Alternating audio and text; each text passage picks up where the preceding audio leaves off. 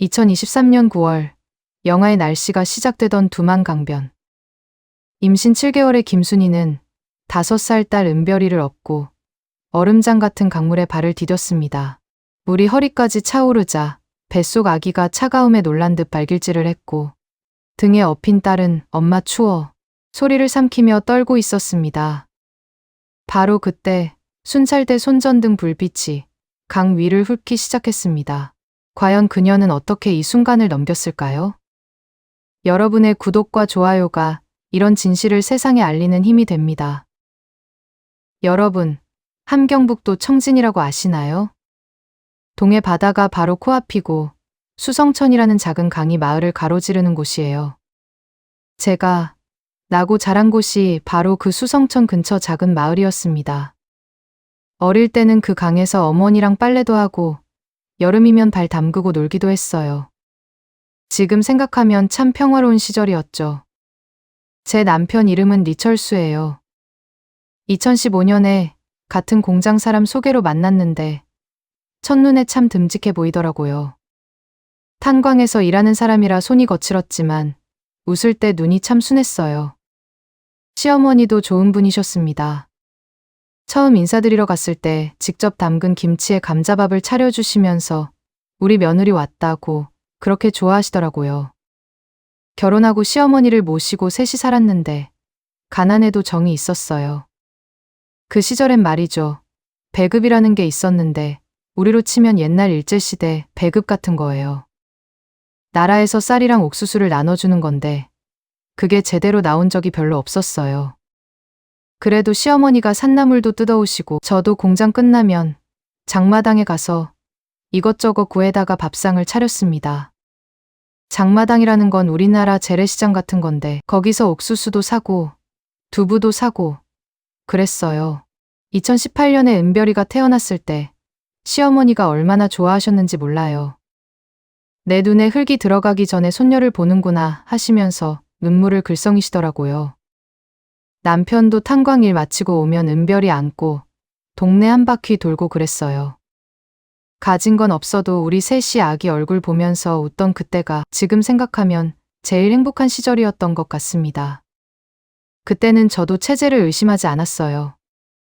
어려서부터 배운 대로 우리 장군님이 제일이고 우리나라가 제일 살기 좋은 줄 알았습니다. 텔레비전에서 남조선은 거지들이 넘쳐나고 미국 놈들한테 짓밟힌다고 하니까 그런 줄만 알았어요. 솔직히 배가 고프긴 했지만 다들 그렇게 사니까 그게 이상한 건지도 몰랐습니다. 그런데 말이에요. 가끔 이상한 생각이 들 때가 있었어요. 공장에서 열심히 일해도 월급은 쥐꼬리만 하고 장마당 쌀값은 자꾸 오르고 은별이 분유를 구하려고 장마당을 3군데나 돌아다닌 적도 있었어요. 그때 문득 이런 생각이 들더라고요. 왜 이렇게 힘들까? 뭐가 잘못된 걸까? 하지만 그런 생각은 금방 털어버렸습니다. 그때는 그랬어요. 의심한다는 것 자체가 무서운 일이었으니까요. 시어머니는 추석이면 꼭 송편을 빚으셨어요. 쌀이 귀해서 옥수수 가루를 섞었지만 그래도 정성껏 빚어서 조상님들께 먼저 올리고 우리가 먹었습니다. 시어머니가 송편 빚으시면서 이런 말씀을 하셨어요. 남쪽에 있는 내 시아버지 동생분도 이렇게 송편 드시고 계실까? 그때는 그 말이 무슨 뜻인지 잘 몰랐어요. 나중에야 알았죠. 6.25 때 헤어진 시아버지 동생분이 남쪽에 계신다는 거요. 그렇게 하루하루 살았습니다. 배고프면 참고, 추우면 나무에다 떼고, 힘들면 은별이 웃는 얼굴 보면서 버텼어요. 그게 북한에서의 제 일상이었습니다. 그때는 그게 전부인 줄 알았어요. 그 평온이 얼마나 쉽게 무너질 수 있는지 저는 아직 몰랐습니다. 2021년 겨울이었어요. 그날도 남편은 탄광에 갔습니다. 새벽같이 나가서 저녁 늦게 들어오는 게 탄광 일이에요. 저는 공장 마치고 집에 와서 은별이 밥 먹이고 시어머니 약 챙겨드리고 그러고 있었는데 갑자기 동네 사람이 뛰어오더라고요. 순이야, 큰일 났다. 철수가 다쳤대. 탄광갱도가 무너졌다고 했습니다. 남편은 다리를 크게 다쳤어요. 병원이라고 데려갔는데 여러분 북한 병원이 어떤지 아세요? 약도 없고 의사 선생님도 맨손으로 봐요. 마취약이 없어서 이 악물고 수술받았다고 하더라고요. 그나마 목숨은 건졌지만 철수는 그 뒤로 제대로 걷지를 못하게 됐습니다. 탄광 일은 당연히 못하게 됐고요. 그때부터 집안이 기울기 시작했어요.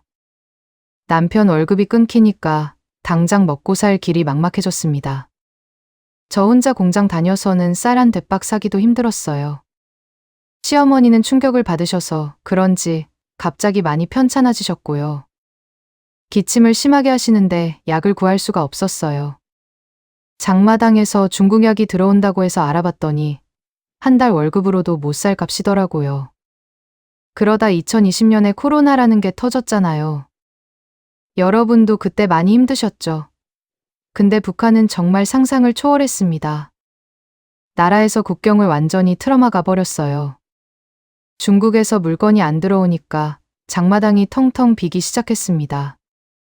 쌀값이 하루가 다르게 올랐어요. 그전에는 쌀 한 킬로에 5,000원 하던 게 갑자기 10,000원이 되고 20,000원이 되고 우리 돈으로 치면 쌀 한 가마니가 100만 원 넘게 된 거나 마찬가지예요. 장마당도 못 나가게 막았습니다. 코로나 방역한다고요. 근데 웃긴 게 검사도 안 해주고 약도 안 주면서 집에만 있으라고 하는 거예요. 은별이가 배고프다고 울면 저는 미칠 것 같았어요. 3살배기가 엄마 밥 하는데 줄 게 없으니까요. 시어머니는 당신 목 굶으시면서 손녀한테 드리고 그러다 더 많이 아프시고 그때 옆집 영숙이네 일이 있었습니다. 영숙이는 저보다 2살 어린 동생 같은 애였는데 걔네 시아버지가 장마당에서 몰래 옥수수 팔다가 단속에 걸린 거예요. 그게 무슨 큰 죄라고 사람들 앞에서 공개 비판을 당했습니다. 수백 명 앞에 세워놓고 사회주의 질서를 어지럽힌 죄라면서 때리고 머리 깎고 이른이 넘은 노인을요. 영숙이 시아버지는 그 수치심에 며칠 뒤에 돌아가셨어요. 그걸 보면서 저는 처음으로 이런 생각이 들었습니다. 굶어 죽게 생겼으니까 옥수수를 판 건데 그게 왜 죄가 되는 거지? 우리가 뭘 잘못한 거지? 6.25 때도 이렇지는 않았다고 시어머니가 그러시더라고요. 전쟁통에도 이웃끼리 나눠 먹고 살았는데 지금은 나눠 먹을 것도 없다고요. 그 즈음에 남편이 몰래 라디오를 구해왔어요. 중국 쪽 방송이 잡히는 거였는데 거기서 남조선 소식이 나오더라고요. 근데 그게 우리가 배운 것과 너무 다른 거예요. 남조선 사람들이 굶어 죽는다고 했는데 라디오에서는 먹을 게 남아돈다고 하고 병원비가 없어서 죽는다고 했는데 거기서는 나라에서 치료해준다고 하고 처음에는 안 믿었어요. 남조선 선전이겠거니 했죠. 근데 가만히 생각해보니까 우리한테 거짓말을 한 게 남조선이 아니라 우리 쪽일 수도 있겠다 싶더라고요. 그때 은별이가 아팠습니다. 고열이 나는데 해열제가 없었어요. 장마당에 약이 없고 병원에 가도 소용이 없고 애가 이틀을 끙끙 앓는데 제가 해줄 수 있는 게 아무것도 없었습니다. 찬물 수건으로 이마 닦아주면서 밤새 울었어요. 다행히 열이 내렸는데 그때 이런 생각이 들더라고요. 다음에 또 아프면 어떡하지? 이 나라에서는 내 새끼 하나 지킬 수가 없구나. 시어머니도 눈에 띄게 약해지셨습니다. 기침하실 때 피가 섞여 나오는데 결핵인 것 같다고 하더라고요. 결핵약은 중국약밖에 없는데 그 돈이 어디 있어요. 시어머니는 당신이 짐이 된다고 자꾸 미안해 하셨어요. 나 때문에 고생한다고, 나 없으면 너희라도 살겠다고. 그 말씀 들을 때마다 가슴이 찢어지는 것 같았습니다. 그렇게 2022년이 지나갔어요. 저는 37이었고, 은별이는 4살이 됐고, 시어머니는 점점 야위어 가셨습니다. 남편은 불구가 된 몸으로 할 수 있는 일이 없었고요. 우리 가족은 그렇게 천천히 가라앉고 있었습니다. 2023년 설이 지나고 얼마 안 됐을 때였어요. 저는 뭔가 이상하다 싶었습니다. 입도 비슷한 게 나고 몸이 예전 같지 않고 설마 했는데 정말 임신이더라고요. 38배 둘째라니. 은별이 낳고 5년 만이었습니다. 보통 같으면 기쁜 일이잖아요. 근데 저는 그 소식을 듣고 하늘이 무너지는 것 같았어요. 남편한테 말했더니 남편도 한참을 말이 없더라고요. 기뻐해야 하는 건지, 걱정해야 하는 건지. 시어머니는 손주가 또 생긴다고 좋아하셨지만 저는 솔직히 무서웠습니다. 은별이 하나 먹이기도 힘든데 아기가 또 태어나면 어떡하나. 임산부는 영양을 잘 챙겨 먹어야 하잖아요. 여러분도 아시겠지만 옛날 우리 어머니들도 임신하면 미역국에 고기 좀 먹이려고 온 집안이 난리였잖아요. 근데 저는 밥 한 끼도 제대로 못 먹는 형편이었습니다. 하루에 옥수수죽 한 그릇 먹으면 다행이었어요. 뱃속에 아기가 있는데 그 아기한테 뭘 줄 수가 없었습니다. 입덧이 심했는데 토할 것도 없었어요. 위액만 올라오고. 그러면서도 공장은 나가야 했습니다. 안 나가면 당장 배급표가 끊기니까요. 배가 점점 부르는데 무거운 거 들고 서서 일하고. 어지러워서 쓰러진 적도 있었어요. 공장 동무들이 걱정해서 쉬라고 했는데 쉴 수가 없었습니다. 그 즈음에 동네에서 가슴 아픈 일이 있었어요. 몇 집 건너 사는 복순이라는 언니가 있었는데 그 언니도 임신 중이었거든요. 저보다 배가 더 불렀어요. 근데 그 언니가 영양실조로 아기를 잃었습니다. 7개월이었는데 죽은 아기를 낳은 거예요. 복순이 언니가 아기 싸들고 우는데 저는 그 모습을 잊을 수가 없어요. 나도 저렇게 될 수 있겠구나. 내 뱃속에 있는 이 아기도 저렇게 될 수 있겠구나. 그날 밤에 저는 배를 만지면서 울었습니다. 아기한테 미안했어요. 엄마가 너한테 해줄 수 있는 게 아무것도 없다고. 이런 세상에 너를 데려와서 미안하다고. 남편이 옆에서 같이 울더라고요. 아무 말도 못하고 그냥 둘이 울었습니다. 시어머니는 점점 더 안 좋아지셨어요. 이제는 자리에서 일어나시지도 못했습니다. 기침할 때마다 피가 섞여 나오고 숨쉬기도 힘들어 하시고 제가 할 수 있는 건 물 떠다 드리고 이불 덮어드리는 것밖에 없었어요. 약이 있으면 나으실 수 있는데 그 약이 없었습니다. 시어머니가 제 손을 잡으시면서 그러셨어요. 순이야, 나는 됐다. 너는 아기 생각해라. 제발 뭐라도 먹어라. 그 말씀에 더 가슴이 아팠습니다. 은별이는 5살이 됐는데 애가 벌써 눈치를 보더라고요. 배고프다는 말을 안 해요. 참는 거예요. 어린 게 밥 달라는 소리를 못하고 대신 저한테 와서 엄마, 동생은 언제 나와? 하고 묻더라고요. 뱃속 동생한테 밥을 주고 싶었나 봐요. 그 모습이 얼마나 짠하던지. 그 해 여름, 장마당 단속이 더 심해졌습니다. 돈 주고 뇌물 바쳐야 장사를 할 수 있는데 그 돈이 없으니까 장마당에도 못 나가게 됐어요. 먹을 게 정말 없었습니다. 풀뿌리 캐다 죽 쓰고 강냉이 껍데기 갈아서 먹고 임신한 몸으로 그걸 먹으니까 소화도 안 되고 배만 더 아팠어요. 아기가 뱃속에서 발길질을 하는데 그게 엄마 배고파하는 것 같아서 미칠 것 같았습니다. 그때 저는 생각했어요. 이러다가 복순이 언니처럼 되겠구나. 이 아기도 죽고 은별이도 굶어 죽고 시어머니도 돌아가시고 우리 가족이 다 여기서 죽겠구나. 그렇게 죽어도 아무도 신경 안 쓰겠구나. 이 나라에서 우리는 그냥 숫자일 뿐이구나. 복순이 언니 일이 있고 나서 저는 밤마다 잠을 못 잤습니다. 눈만 감으면 그 언니가 죽은 아기 안고 우는 모습이 떠올랐어요. 배를 만지면 아기가 발길질을 하는데 이 아이도 그렇게 되면 어떡하나 싶어서 무서웠습니다. 그러던 어느 날 장마당에서 아는 언니를 만났어요. 그 언니 시누이가 몇 년 전에 중국으로 갔다가 지금은 남조선에서 산다고 하더라고요. 처음에는 그냥 흘려들었는데 그 언니가 이런 말을 했어요. 거기는 애 낳으면 나라에서 돈을 준대. 병원비도 공짜고. 그 말이 머릿속에서 떠나질 않았습니다. 남편한테 조심스럽게 얘기를 꺼냈어요.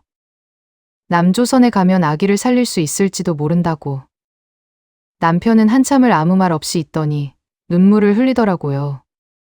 나는 이 다리로 갈 수가 없다. 너라도 가라. 은별이랑 뱃속 아기랑 셋이 가라.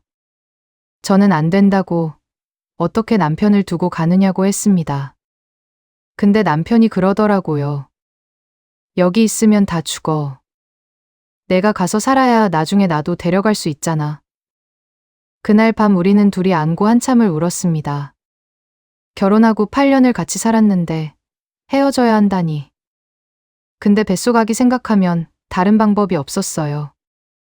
여기서 낳으면 이 아기는 복순이 언니 아기처럼 될 거였습니다. 브로커를 수소문했어요. 장마당에서 몰래 물어서 연결이 됐는데 돈이 문제였습니다. 중국까지 가는 데만 인민폐로 3천 위안을 달라고 하더라고요. 우리한테는 그런 돈이 없었어요. 남편이 결혼할 때 시어머니한테 받은 금반지가 있었는데 그걸 팔았습니다. 시어머니 몰래요. 그리고 집에 있는 거 될 수 있는 대로 다 팔았어요. 솥단지까지 팔았습니다. 제일 힘든 건 시어머니한테 말씀드리는 거였어요. 차마 탈북한다는 말은 못하고 친정에 다녀온다고 거짓말을 했습니다. 시어머니가 제 손을 꼭 잡으시면서 며칠 있다 와라, 몸조리 잘하고 하시는데 가슴이 찢어지는 것 같았어요. 이게 마지막일 수도 있는데 그 말씀을 못 드렸습니다. 나중에 남편이 잘 말씀드리겠다고 했어요. 떠나기 전날 밤, 저는 은별이 데리고 동네를 한 바퀴 돌았습니다. 수성천 다리도 건너보고 어릴 때 놀던 골목길도 가보고. 은별이가 엄마 어디가? 하길래 멀리 여행 간다 했어요. 5살짜리가 뭘 알겠어요. 그냥 좋다고 깔깔대더라고요. 그 모습 보면서 속으로 다짐했습니다. 이 아이만은 사람답게 살게 해주겠다고. 새벽에 남편이 저를 배웅했어요. 대문 앞까지만 나올 수 있었습니다. 다리가 안 좋으니까요. 남편이 은별이 머리를 쓰다듬으면서 엄마 말 잘 들어라 하고 저한테는 꼭 연락해라, 살아만 있어라 하더라고요. 저는 금방 데리러 올게요. 조금만 기다려요 했습니다. 그게 진짜가 될 줄 알았어요. 그때는요. 뒤도 안 돌아보고 걸었습니다. 돌아보면 못 갈 것 같았거든요. 은별이 손 꼭 잡고 뱃속 아기한테 속으로 말했어요. 엄마가 꼭 살려줄게. 사람답게 살게 해줄게. 그렇게 저는 38배를 살던 고향을 떠났습니다. 브로커가 데리러 온 건 2023년 9월 23일이었어요. 새벽 3시에 집 앞으로 오라고 했습니다. 은별이를 깨워서 옷 입히고 나왔는데 트럭 한 대가 서 있더라고요. 짐칸에 올라타니까 저 말고도 사람이 몇 명 더 있었어요. 다들 말이 없었습니다. 무서웠거든요. 잡히면 다 죽는 거니까. 청진에서 국경 쪽으로 가는데 하루가 꼬박 걸렸어요. 중간중간 검문소가 있어서 숨어야 했습니다. 짐칸 바닥에 깔린 이불 밑으로 들어가서 숨 죽이고 있으면 위에서 군인들 목소리가 들렸어요. 은별이가 무서워서 울 것 같으면 제가 입을 막았습니다. 아이한테 무슨 짓인가 싶으면서도 살려면 어쩔 수 없었어요. 두만강 근처에 도착한 건 밤 11시쯤이었습니다. 브로커가 여기서 강을 건너야 한다고 했어요. 강폭이 좁은 데를 골랐다고 하는데 그래도 물이 허리까지 찬다고 하더라고요.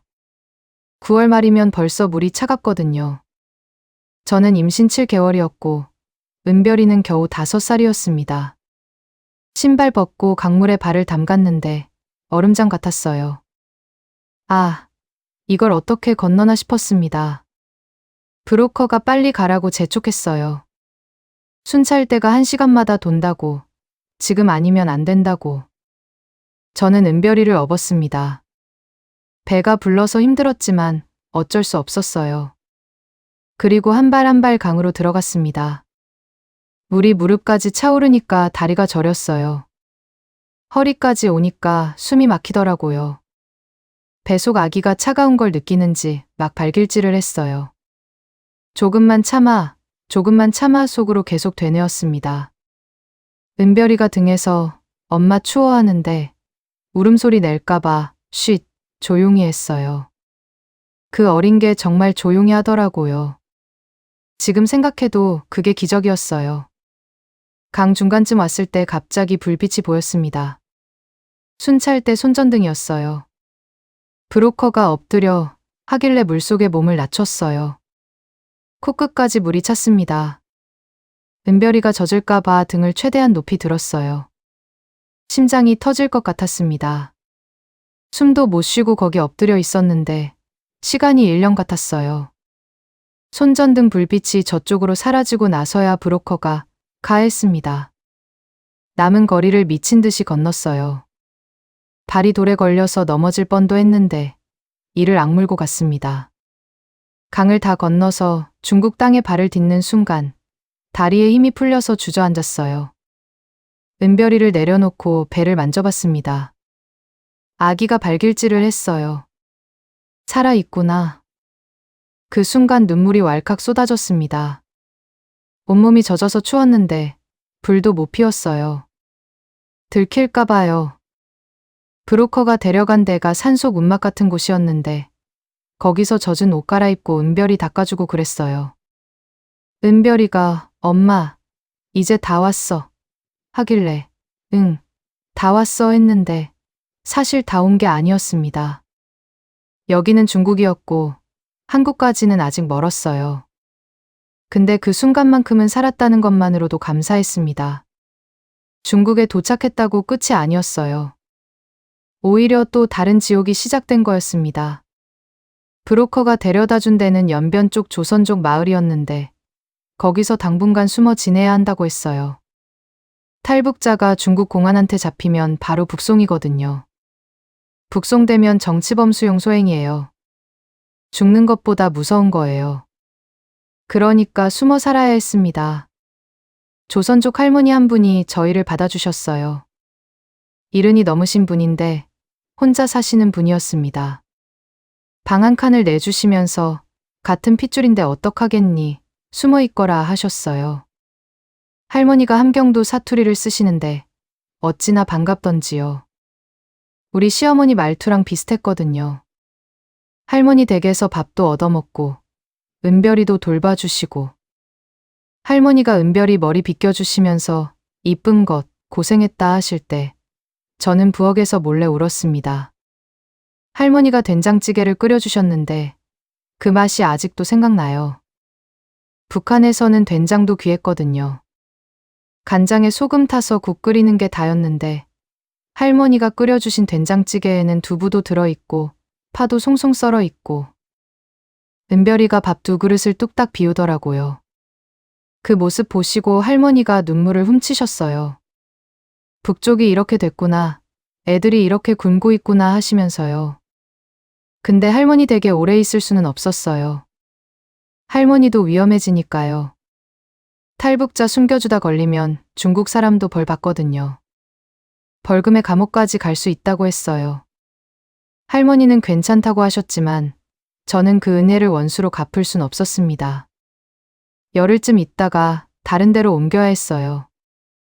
떠나는 날 할머니가 은별이 손에 삶은 달걀을 쥐어주시면서 잘 가거라, 꼭 한국 가거라 하셨습니다. 그 할머니 성함도 모르고 헤어졌어요. 지금도 그 할머니 생각하면 가슴이 먹먹합니다. 문제는 제가 임신부라는 거였어요. 배가 점점 불러오는데 병원을 갈 수가 없었습니다. 중국은 신분증이 없으면 병원에서 안 받아줘요. 아기가 잘 크고 있는지 건강한지 알 수가 없었어요. 가끔 배가 뭉치면 무서웠습니다. 혹시 아기한테 무슨 일이 생긴 건 아닌가. 그냥 뱃속에서 움직이는 것만 보고 살아있구나, 버텨주는구나 했어요. 돈이 떨어지니까 일을 해야 했는데 임산부를 써주는 데가 없었어요. 여기저기 돌아다니다가 어떤 조선족 식당에서 설거지를 시켜주더라고요. 하루 종일 서서 설거지하면 다리가 퉁퉁 붓고 허리가 끊어질 것 같고 배가 당기면 잠깐 쪼그려 앉았다가 또 일하고 은별이는 식당 구석 창고 같은 데 앉아놓고 일했는데 애가 심심하니까 가끔 울기도 했어요. 그러면 주인이 눈치를 주고 애 데리고 다니면 곤란하다고 저는 죄송하다고 연신 고개 숙이면서 일했습니다. 애가 미안한 거 아는지 나중에는 혼자 조용히 앉아 있더라고요. 5살짜리가요. 그렇게 한 달쯤 버텼을 때 한국 선교사님을 만났습니다. 조선족 할머니가 수소문해서 연결해 주셨는데 그 선교사님이 탈북자들 도와주는 일을 하신다고 하더라고요. 처음에는 솔직히 무서웠어요. 혹시 사기꾼이면 어떡하나? 돈 뜯어가거나 공안한테 넘기면 어떡하나? 근데 만나보니까 인상이 참 순하셨어요. 50대쯤 되신 분인데 고생 많으셨습니다 하시는데 눈에 진심이 보이더라고요.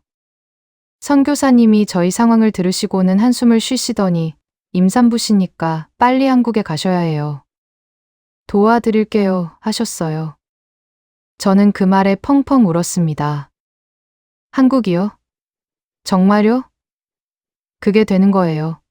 선교사님이 제 손을 잡으시면서 됩니다. 할 수 있습니다 하셨어요. 그때 처음으로 한국이 손에 잡히는 것 같았습니다. 선교사님이 안전가옥이라는 데로 저희를 옮겨주셨어요. 탈북자들이 숨어 지내는 집이었는데 저 말고도 여러 명이 있었습니다.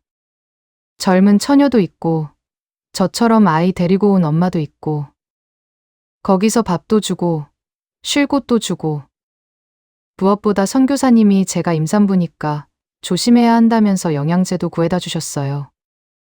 비타민이랑 철분제라고 했는데 북한에서는 상상도 못한 거였습니다. 알약 하나 구하기도 하늘의 별 따기였는데 이걸 그냥 주시다니. 은별이가 거기서 좀 살아나더라고요. 밥을 제때 먹으니까 볼에 살이 붙고 웃음도 늘고. 엄마, 여기 좋아하는데 저는 그 말에 또 울었습니다. 이 애가 밥 먹는 게 이렇게 당연한 건데 그게 안 되는 데서 살았구나 싶으니까요. 은별이가 과자를 먹는데 그걸 저한테 나눠주더라고요. 엄마도 먹어, 동생도 먹어 하면서 제 배에 과자를 갖다 대는 거예요. 그 모습이 얼마나 기특하고 짠하던지. 근데 중국에 계속 있을 수는 없었어요. 공안 단속이 수시로 있었거든요. 한 번은 새벽 3시에 급하게 다른 집으로 옮긴 적도 있었습니다. 공안 온다 연락을 받고 짐도 못 챙기고 은별이 안고 뛰었어요. 임신 8개월이었습니다. 배가 당기고 숨이 차는데 뛸 수밖에 없었어요. 넘어지면 안 되는데, 아기한테 무슨 일 나면 안 되는데, 그 생각뿐이었습니다. 골목골목 숨어서 1시간을 걸어서 다른 안전가옥에 도착했는데 다리에 힘이 풀려서 주저앉았어요. 그때 아기가 뱃속에서 막 움직이더라고요. 놀랐나 봐요. 저도 놀랐으니까. 선교사님이 그러셨어요. 출산 전에 한국에 가야 한다고. 중국에서 낳으면 아기 신분이 복잡해진다고요. 저도 그러고 싶었습니다. 이 아기는 꼭 한국에서 낳고 싶었어요. 배급표 없이도 밥 먹을 수 있는 나라, 아프면 병원 갈 수 있는 나라. 그런 데서 이 아기가 첫 울음을 울었으면 좋겠다고 생각했습니다. 한국에 가려면 중국에서 바로 갈 수가 없었어요. 중국이랑 북한이 가까운 사이라서 탈북자를 잡으면 바로 북송시키거든요. 그래서 다른 나라를 거쳐서 가야 했습니다. 선교사님이 루트를 설명해 주셨는데 중국에서 라오스로 가고 거기서 태국으로 넘어가면 한국 대사관이 있다고 했어요. 거기까지 가면 한국에 갈 수 있다고요. 듣기만 해도 아득했습니다. 라오스가 어디예요? 태국이 어디예요? 지도에서 본 적도 없는 나라들이었어요. 거기까지 어떻게 가요? 임신한 몸으로. 근데 선교사님이 그러셨어요. 여기서 낳으시면 아기가 무국적자가 됩니다. 한국 가서 낳으셔야 해요. 그 말에 마음을 굳혔습니다. 이 아기한테 나라 없는 서름을 물려줄 순 없었어요. 출발 전에 선교사님이 기도를 해주셨어요. 손 잡고 눈 감고 기도하시는데 저는 기도라는 걸 할 줄 몰랐거든요. 북한에서는 그런 거 배운 적이 없으니까. 근데 선교사님이 하나님, 이 가족을 지켜주세요 하시는데 왠지 마음이 편해지더라고요. 은별이도 눈 꼭 감고 손 모으고 있었어요. 뭔지도 모르면서 2023년 11월 초에 출발했습니다. 임신 9개월이었어요. 배가 많이 불러서 걷기도 힘든데 버스를 타고 기차를 타고 또 걷고. 브로커가 인솔을 했는데 저희 말고도 탈북자가 대여섯 명 더 있었어요. 다들 말이 없었습니다.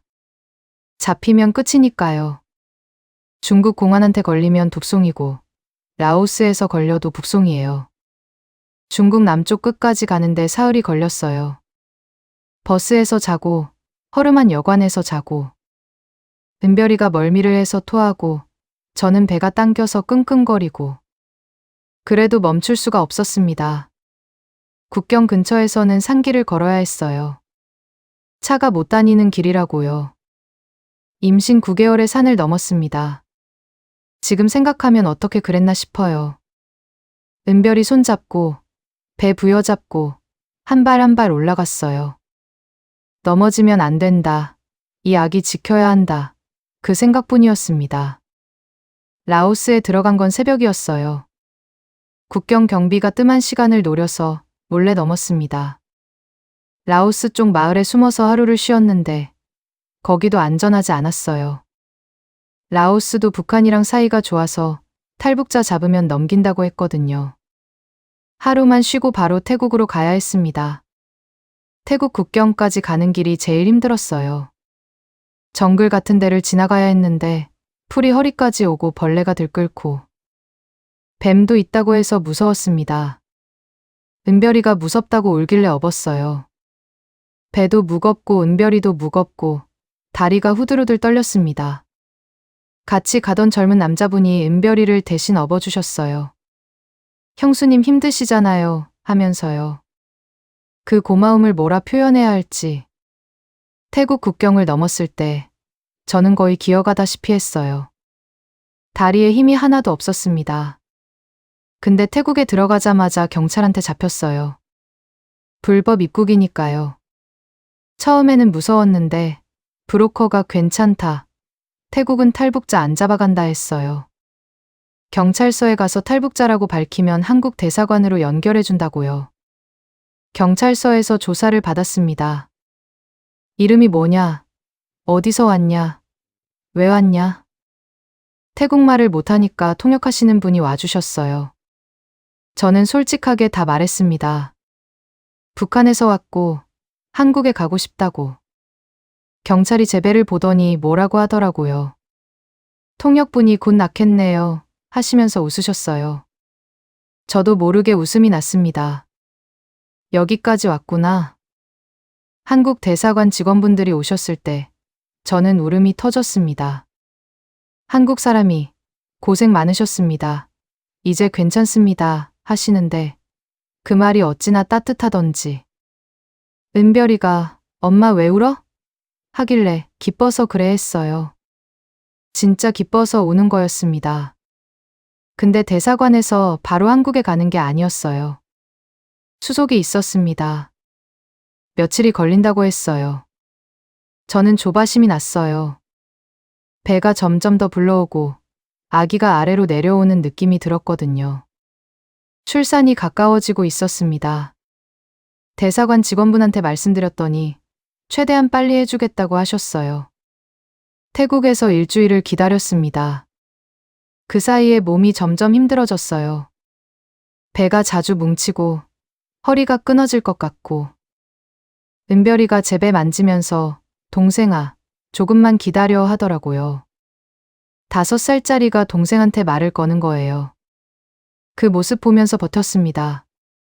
조금만 더, 한국 가서 낳자. 조금만 더. 드디어 비행기 탈 수 있다는 연락이 왔어요. 그날이 2023년 11월 18일이었습니다. 출산 예정일이 코앞이었어요. 공항 가는 차 안에서 은별이가 창밖을 보면서 엄마, 비행기 타는 거야. 하길래 응, 비행기 타고 새 집에 가는 거야 했습니다. 은별이가 아빠도 와? 하길래 저는 대답을 못했어요. 그냥 머리를 쓰다듬어 줬습니다. 비행기에 올라탔을 때 다리가 떨렸어요. 비행기라는 걸 처음 타봤거든요. 북한에서는 상상도 못한 일이었습니다. 좌석에 앉으니까 승무원분이 오시더니 제 배를 보시고는 괜찮으세요? 하셨어요. 한국말이었습니다.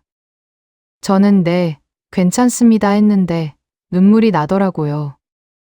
이제 정말 한국에 가는구나. 이 아기를 자유로운 나라에서 낳을 수 있구나. 비행기가 뜰 때 은별이가 제 손을 꼭 잡았어요. 무서웠나 봐요. 저도 은별이 손을 꼭 잡았습니다. 그리고 배를 쓸어내리면서 속으로 말했어요. 조금만 기다려. 이제 다 왔어. 인천공항에 내렸을 때가 2023년 11월 19일이었어요. 비행기에서 내리는데 다리가 후들거렸습니다. 진짜 한국이구나. 밟고 있는 이 땅이 한국이구나. 은별이가 엄마, 여기가 새 집이야. 하길래 응, 여기가 우리 새 나라야 했어요. 공항에서 나오자마자 병원으로 갔습니다. 대사관에서 미리 연락을 해두셨더라고요. 임산부가 온다고. 병원에 도착하니까 의사 선생님이 바로 검사를 해주셨어요. 초음파인가 하는 걸 배에 대시더니 아기 건강하네요. 곧 나오겠어요 하셨습니다. 그 말에 눈물이 왈칵 쏟아졌어요. 건강하다고요. 이 고생을 다 하고도 건강하다고요. 출산은 사흘 뒤에 했습니다. 11월 22일이었어요. 분만실에 들어갈 때 은별이가 울면서 엄마 어디 가 하길래 간호사분이 데리고 계셨어요. 진통이 오는데 북한에서 은별이 낳을 때랑 너무 다르더라고요. 의사 선생님이 계시고 간호사분들이 계시고 무통주사인가 하는 것도 놔주시고 북한에서는 이 악물고 혼자 나왔거든요. 여기는 힘드시면 말씀하세요 하시면서 손 잡아주시고 아들이었습니다. 3kg. 건강하게 태어났어요. 아기 울음소리를 듣는 순간 저도 따라 울었습니다.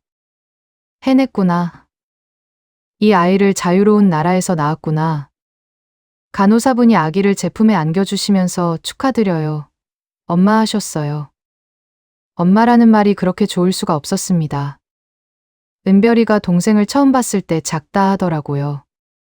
조그만 손가락을 만지면서 동생아, 나야, 누나야 하는데 그 모습이 어찌나 예쁘던지. 두만강 건너고 산 넘고 정글 지나고 그 고생을 같이 한 5살짜리가 이제 누나가 됐구나 싶으니까 가슴이 뭉클했어요. 아기 이름을 뭘로 할까 고민했습니다. 병원에서 출생신고 서류를 주시더라고요. 북한에서는 상상도 못한 거예요. 아기가 태어나면 나라에서 알아서 등록이 되는 줄 알았는데 여기서는 제가 직접 이름을 짓고 신고를 하는 거였어요. 며칠을 고민하다가 통일이라고 지었습니다. 이 아이가 태어난 건 남쪽이지만 아빠는 북쪽에 있으니까요. 언젠가 통일이 되면 아빠를 만날 수 있으니까요. 그런 마음을 담았습니다. 처음에는 하나원이라는 데서 교육을 받았어요. 탈북자들이 한국 사회에 적응하도록 가르쳐주는 곳이에요. 거기서 석 달을 있었습니다. 한국말이 같은 말인데도 다르더라고요. 사투리가 달라서 못 알아듣는 것도 있고 젊은 사람들이 쓰는 말은 외국어 같았어요. 휴대폰 쓰는 것도 배우고 은행 가는 것도 배우고 북한에서는 평생 안 해본 것들이었습니다. 제일 신기했던 건 마트였어요. 처음 마트에 갔을 때 저는 멍하니 서 있었습니다. 물건이 너무 많아서요. 라면만 해도 수십 가지가 있고 과자도 끝이 없고 북한에서는 장마당에 가도 몇 가지 없었거든요. 그것도 있다 없다 했고 은별이가 과자 코너에서 눈이 휘둥그레져서 엄마, 이거 다 먹어도 돼 하길래 응, 골라봐 했더니 한참을 고르더라고요. 그 모습 보면서 웃기도 하고 울기도 했어요. 이게 당연한 건데 우리는 이걸 못 누리고 살았구나. 지금은 경기도 작은 아파트에서 살고 있습니다. 나라에서 지원해주는 임대 아파트예요. 방 2개짜리 작은 집인데 저한테는 궁궐이에요. 수도꼭지 틀면 따뜻한 물 나오고 보일러 틀면 바닥이 따뜻하고 북한에서는 겨울에 방이 얼어서 입김이 나왔거든요. 여기서는 통일이 기저귀만 차고 굴러다녀도 안 추워요. 은별이는 이제 7살이 됐고 유치원에 다니고 있습니다. 한국 아이들이랑 잘 어울려요. 처음에는 말투가 다르다고 놀림받을까봐 걱정했는데 금방 적응하더라고요. 애들은 빨라요. 내년에 초등학교 들어가는데 벌써부터 학교 가고 싶다고 난리예요. 가끔 엄마, 아빠는 언제 와? 하고 묻는데 그때마다 가슴이 아픕니다. 조금만 기다려. 아빠도 올 거야 하는데 그게 언제가 될지 저도 몰라요. 남편한테는 몰래 연락이 닿았습니다. 한국 와서 돈 모아서 브로커한테 부탁했어요. 중국 휴대폰을 북한에 있는 남편한테 전달해달라고요. 몇 달 걸렸는데 어느 날 새벽에 전화가 왔어요. 남편 목소리가 들리는데 저는 말을 못하고 울기만 했습니다. 남편도 울더라고요. 살아있구나. 다행이다 하면서요. 통화는 몇 분밖에 못해요. 오래 하면 추적당하니까요. 남편이 새벽에 산에 올라가서 몰래 전화하는 거예요. 들키면 정치범 수용 소행인데 그래도 전화해 주는 거예요. 그 전화에서 시어머니 소식을 들었습니다. 제가 떠나고 몇 달 뒤에 돌아가셨다고요.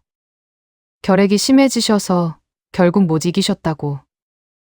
저는 그 말에 한참을 울었습니다. 마지막으로 뵀을 때 친정 다녀올게요. 하고 거짓말했는데 그게 마지막이었어요. 임종도 못 지켰어요. 시어머니가 돌아가실 때 뭐라고 하셨을까요? 며느리는 어디 갔냐고 찾으셨을까요? 그 생각하면 지금도 가슴이 찢어집니다. 남편은 아직 북한에 있습니다. 데려오고 싶은데 국경이 막혀서 쉽지 않아요. 코로나 이후로 단속이 더 심해졌다고 하더라고요. 브로커들도 지금은 힘들다고 합니다. 그래도 포기 안 해요. 돈 모으고 있습니다. 언젠가는 꼭 데려올 거예요. 아니면 통일이 되든가. 통일이 이름처럼 통일이 되면 우리 가족이 다시 만날 수 있잖아요. 가끔 통일이가 자는 얼굴을 보면서 생각해요. 이 아이는 아빠 얼굴을 몰라요. 사진도 없어요.